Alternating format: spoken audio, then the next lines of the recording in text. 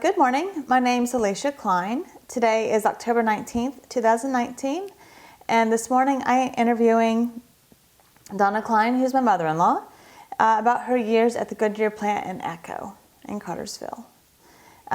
Please introduce yourself and tell us where you were born and how did you get to Bartow County and when you were born. Okay, I was born in February of 1954. I was born in Bartow County. I was raised Bartow County. I'm 65. So it's been a good long life so far. And my mother and father were from Bartow County. They grew up in Bartow County, all within shouting distance of where I grew up on Douglas Street. And we had a neighborhood of a lot of children. We played ball, we played bicycles. We had 2 stores on each corner of each block owned by the Shelton brothers. And there was Mr. Charles Shelton and his brother. And they had grocery stores, which it's like convenience stores now, only a lot more friendly. And all the kids would gather and ride their bicycles. You knew one another. You knew your neighbors. You knew just about everything about them. Some things you didn't want to know. But it was a wonderful time to grow up. Can you tell us about where you went to school? I went to school. I started school on Douglas Street. It was Douglas Street Primary. And it was 2 blocks from my house. And we walked to school. And we walked home. Even when you were in the 1st grade, that's what you did. A lot of the kids in the neighborhood, all of you walked to school. There was I never saw a school bus till I was in junior high school. So we all walked or rode bicycles. There was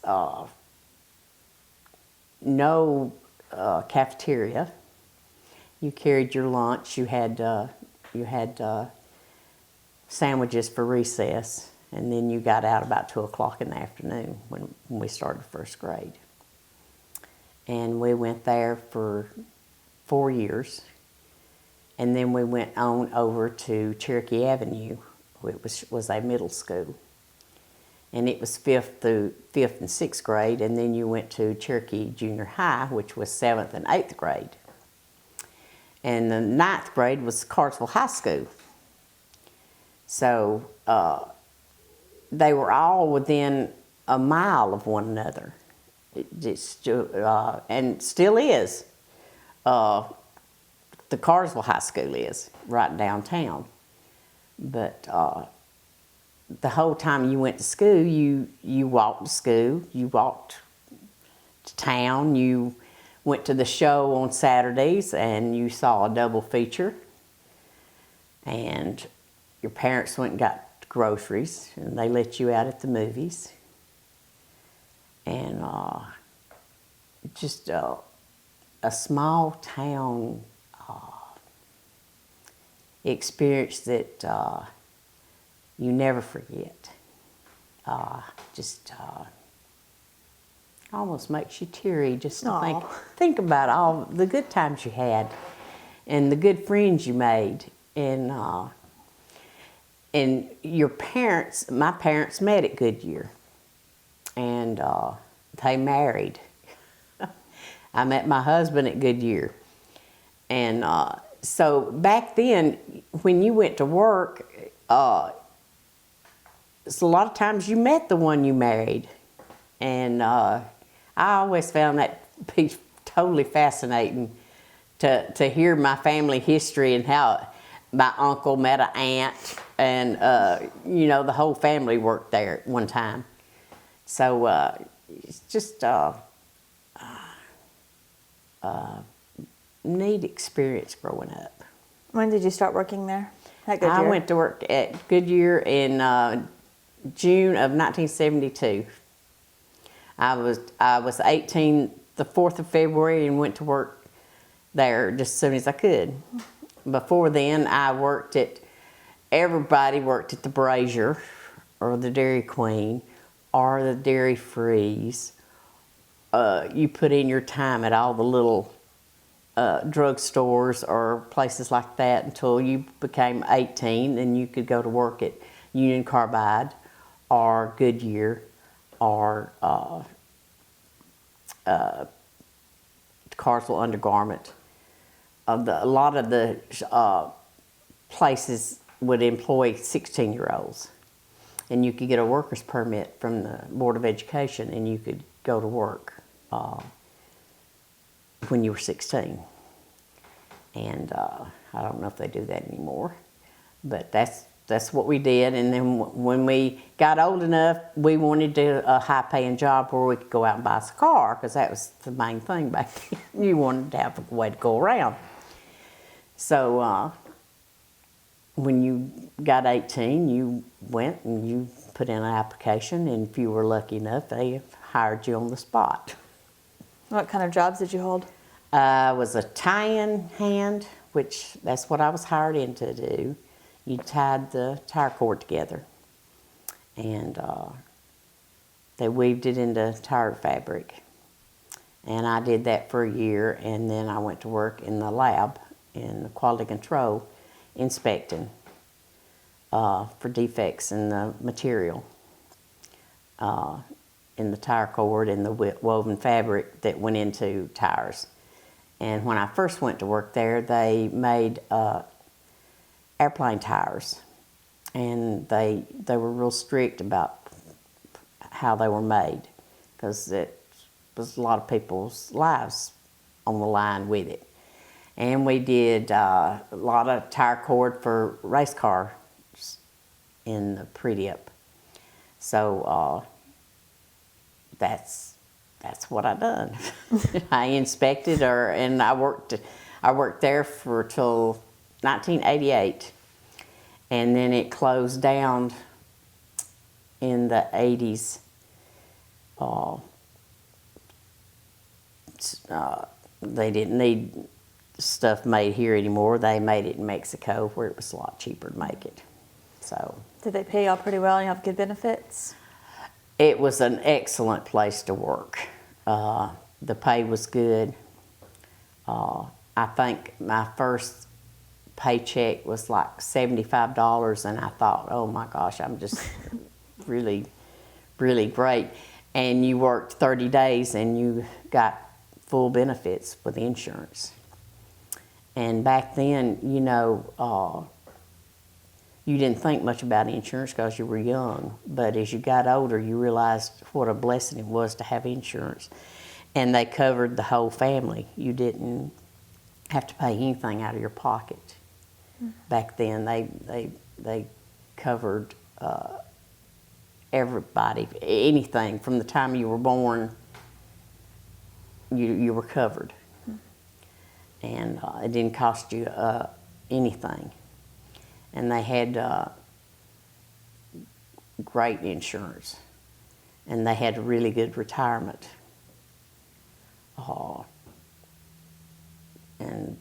I had several family members retire from Goodyear. My mother retired from Goodyear. Several aunts and uncles retired from Goodyear through the years. So it was I guess it was a family thing. You know, you saw your parents, they worked hard, they made a good living for you. So you wanted to naturally make a good living for your family. Right. So that's where I ended up. Can you tell us about the building and how big it was? Was it warm? Was it cold? It could be really cold, it could be really hot. On the third floor, the building was, it became Goodyear in 1928. Goodyear bought it, Goodyear Tire and Rubber Company. And it was a cotton mill, and they made tires for Model A's and Model T's, which were made out of cotton. And they brought in the bales of cotton and turned it into fabric, into cord. And I don't remember all the process, but I remember going through the basement, which was, to me, a scary place, and big rolls and bales of fabric and cotton, and they stored their coal down there because everything was run on coal power to begin with. And a lot of people didn't even have running water in their houses, but they had what they call water closets at the mill. And a lot of people had never had running waters or bathroom facilities. And it was just amazing at what all the benefits you had when you went to work at Goodyear. They had a cafeteria where they for 24 hours a day, they had meals, and they fed their workers. And it was just the community, what they call the Atco Village, was more like a community, a little city within a city, because everybody there either worked at Goodyear or their families were employed at Goodyear. And they had housing. They had a store where you could buy things on credit, and they would take it out of your check. And at one time they paid you cash every day. And a lot of people, if it had not been for Goodyear, I don't know where they had a doctor. They had a swimming pool, which a lot of the kids had never seen a swimming pool in their life. They'd always went to the creek to swim. But Goodyear really came in and changed a lot of things in Bartow County. They employed at one time over 750 people. And it would ebb and flow through the years with with the way the economy went. But if you wanted to work, they would let you work. And they ran 3 shifts, from 8 in the morning till 4 in the afternoon, and from 4 till midnight, and from midnight till 8 o'clock in the morning. And there was a big brass whistle up in the belfry that would sound on the shift change, and you could hear it all over the village, that you knew when it was time to go to work, when it was time to get off. And it was just, they had the Goodyear had their own fire department, and they took care of the whole village if there was a fire or anything like that. They had a garage, and where they had mechanics that worked on machinery. They had their own shop where they built equipment that they couldn't get anywhere else. There was a train track that delivered goods right to the mill, and which is, no, I think the train track's still there. But up until I left in '88, they were still train cars coming in delivering stuff. And it was just like a little city, everybody knew one another. Everybody helped one another. If somebody had illness in their family, a death,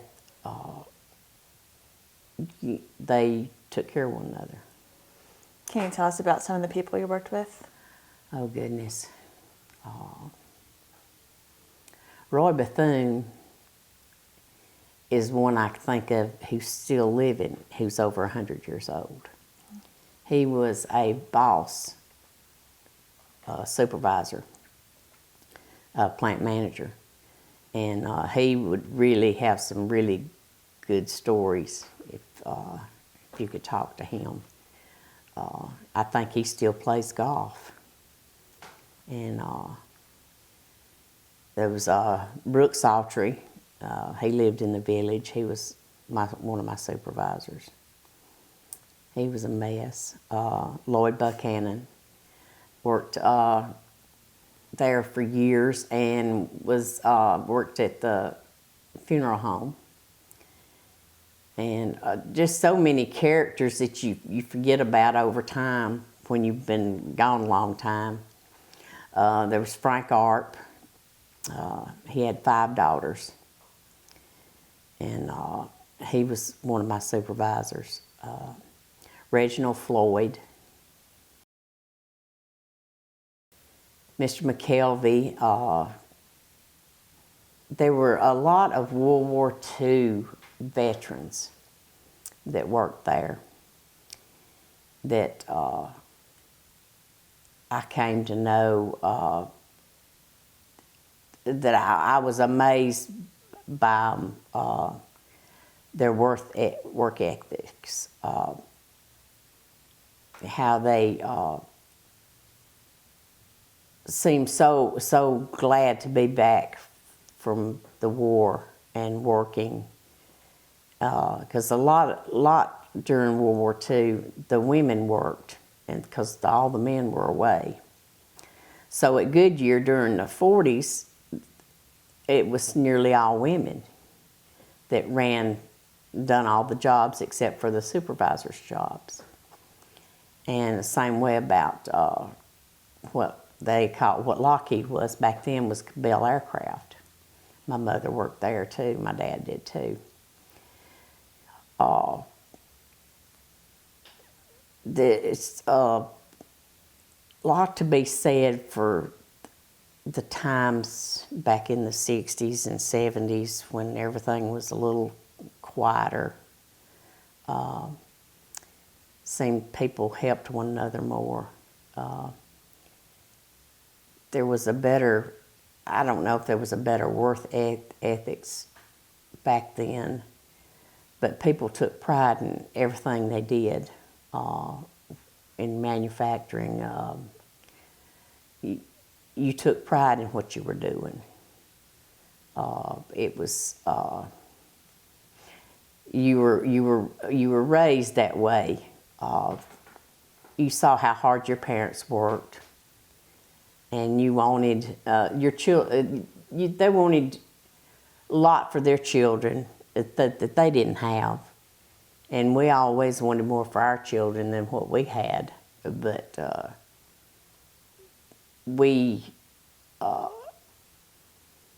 there was some hard work at Goodyear. It was hot work. Yeah. In between some of the twisters on the 3rd floor, it was 128 degrees, and they had humidifiers going, putting out humidity. So it was really hot, steamy, back-breaking work. And some of the buggies, when you pushed a box of full spindles full of yarn, it could weigh 500 pounds, easy. And I can just remember some of the men coming out at night, and their shirts would be white from where they had sweated and all the salt.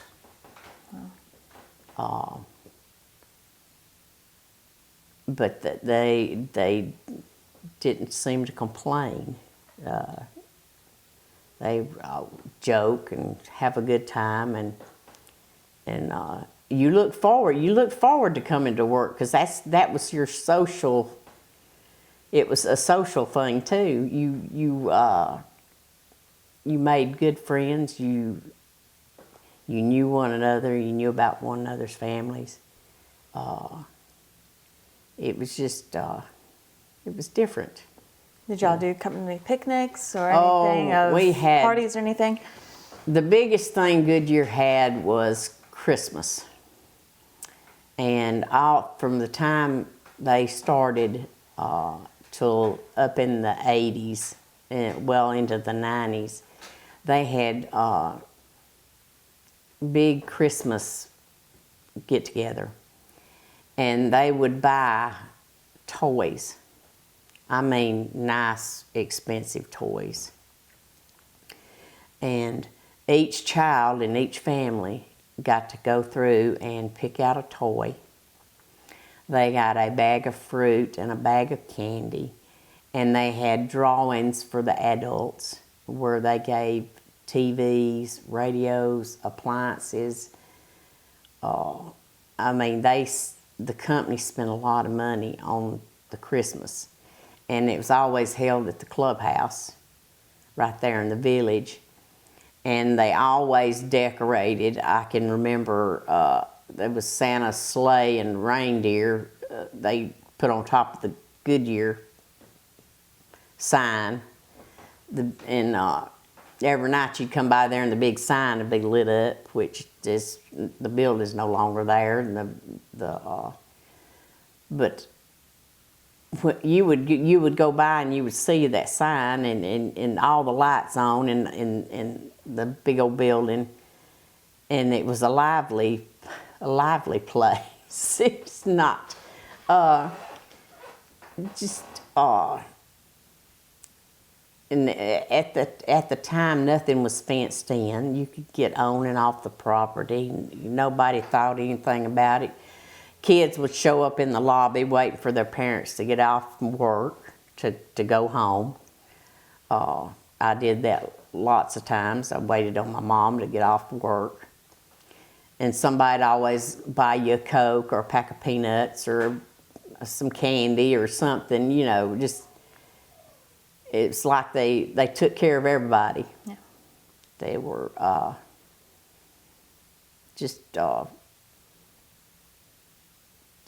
they took care of you.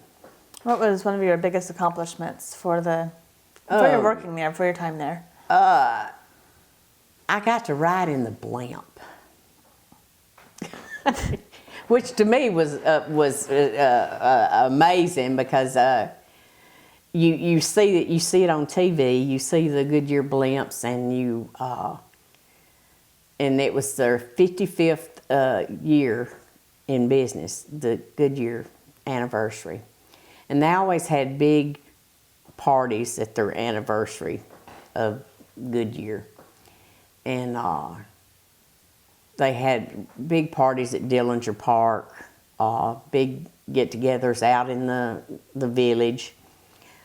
They gave away prizes, and they'd celebrate for a week. They'd have race car drivers come in, and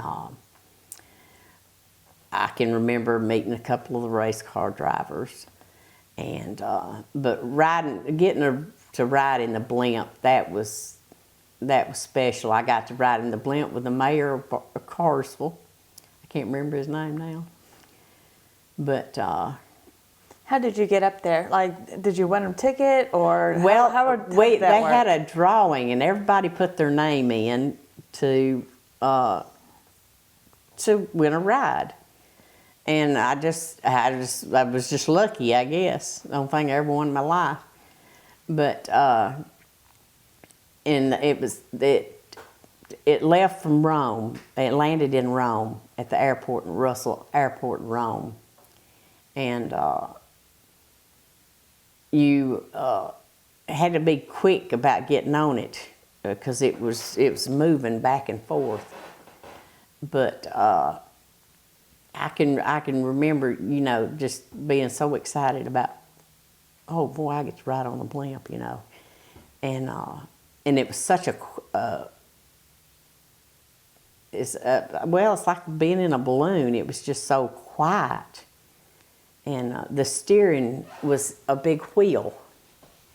And I rode with the plant manager, Richard Jackson, and Homer. Gosh, I can't remember his last name. But and the mayor of Cartersville, and they let the mayor take the wheel and steer it a little bit. And but to me, that was that was the biggest thing back then to happen to me, you know. But it was a lot of fun. It's and I had a lot of good memories of people I met there, family. Yeah. And like I say, I met my husband there. Met him we married in 73. So I wasn't there long before we met and married. And been married 47 years. So it took, I guess, you could say. But do you have any advice for younger generations coming up?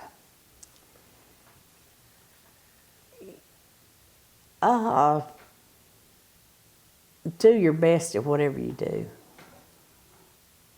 Enjoy yourself. And just because you work doesn't mean you can't have a good time and enjoy yourself and make friends and try to do something for somebody else. It's just, it's been a good life. Goodyear was a part of it. Was there a school system at the village? Yes, there was a school, and it went from elementary to high school. And they had, Goodyear took great pride in their ball team too. They had a baseball team. Rudy York played on their baseball team at one time. And they were so proud of that. The school building, I remember the school building. It was still there next to the swimming pool. There was the school building, and they had a bus system that picked the kids up in the village and took them to the school. And then there was a store, and had a pharmacy. They had a doctor, and my sister went to school there. I didn't get to go to school there, but she did. And I don't know what year the school closed, but I can remember them tearing the building down. And a lot of kids in the neighborhood were standing around watching as they took the building down. And were real sad. And I remember when they filled the swimming pool in.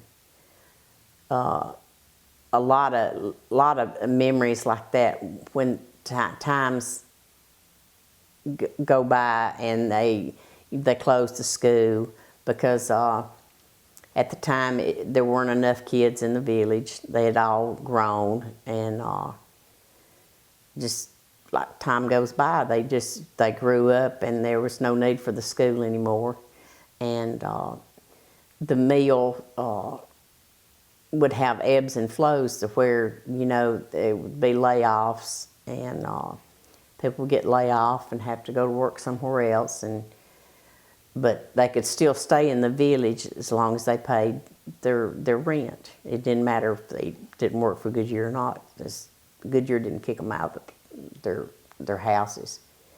But there was a school, and it did go from elementary to the 11th grade. Because back then, the 11th grade was the highest grade there was, back in the 30s and 40s. And, I'm trying to think if there's anything else that they had that... Tennis courts. They had the tennis courts, yes, they did. They had tennis teams. They had ball teams. They had tennis teams. There was a bowling alley in the bottom of the Goodyear that I was told about. I've never seen it. The time I got there, it was all that was gone. Even the cafeteria was gone. But even the kids over in the village, when their parents worked, they could come and eat in the cafeteria. That's how Goodyear took care of the whole family. Once I guess that's why people wanted to work there, because they took such good care of their workers. Yeah. They had a nice house to live in, and a lot when the first houses were built, they had like back porches, and they converted the back porches into bathrooms. Because at one time, each little backyard had a hedge, a square hedge around it, and that's where the outhouse was.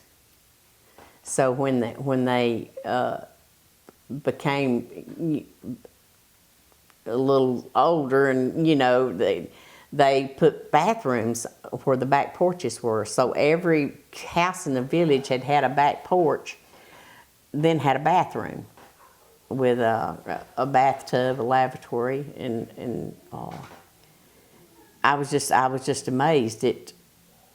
Where I grew up, we always had a bathroom. I wasn't privy, but it shocked me that they had rows and rows of houses with little outdoor bathrooms. But then in the 30s, in the late 30s, early 40s, they came around and Goodyear built them all bathrooms on the back. Took in the back porches of their house. Electricity. Mm-hmm. Electricity. Yeah, all of them were. As soon as they had electricity, they had it at Goodyear. Of course, and they had their own coal too, because a lot of the houses used coal. They heated with coal, and the Goodyear would furnish the coal for the workers, and they would go around with coal and an ice truck, and they furnished ice and coal for the households. And each household had a little small wooden refrigerator that they furnished, and they had a coal bin, and all they had to do was once a month they come by, or once a week they'd come by and give them ice. So they took really good care of their workers. That you don't see companies doing that nowadays. Not like there in the beginning. Yeah. And when Goodyear took over in 1928, they made a lot of people's lives a lot better in Bartow County.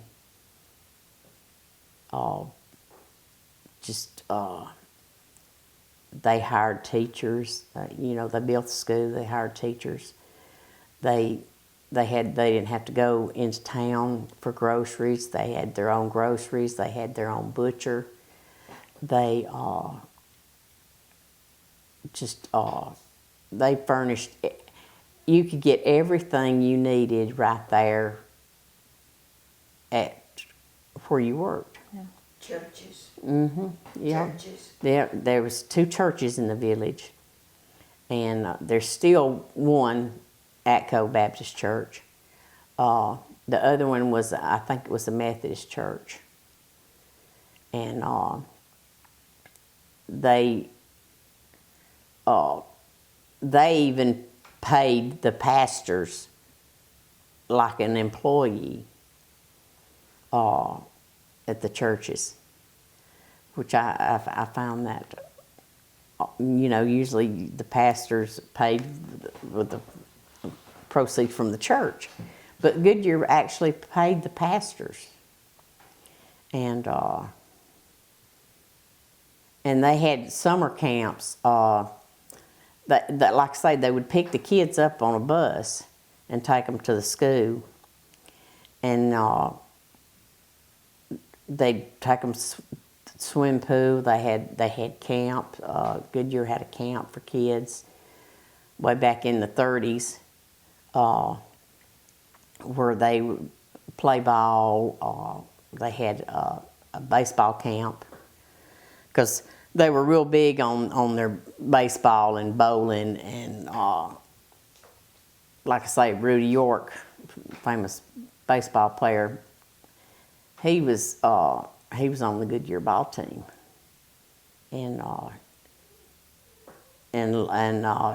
there was just they did a lot for the community.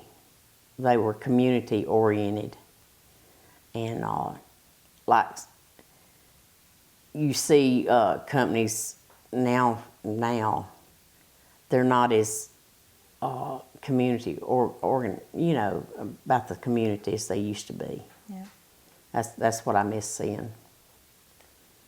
And just there were like 3 or 4 businesses that if you were lucky enough to get a job there, you stayed there till you retired, because not many places offered a retirement. Goodyear had retirement, what used to be Union Carbide, and Chemical Products.